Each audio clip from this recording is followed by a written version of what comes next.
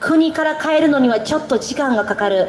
ではどうするか。まず変えれるところから、地方から変えていこう。自治体地域から国を揺らしていこう。そのチャンスが河内長野にやってきています。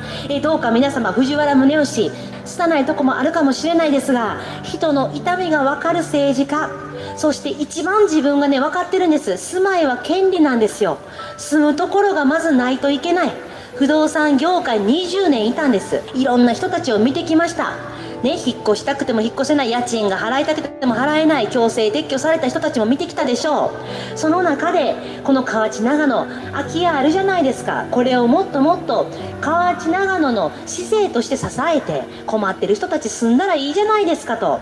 宅建の免許も取ってます。皆さんの生活を支えていくんだと決めて、今回令和新選組からこの選挙に挑戦をしております。そんな藤原宗義に1票入れていただきたい。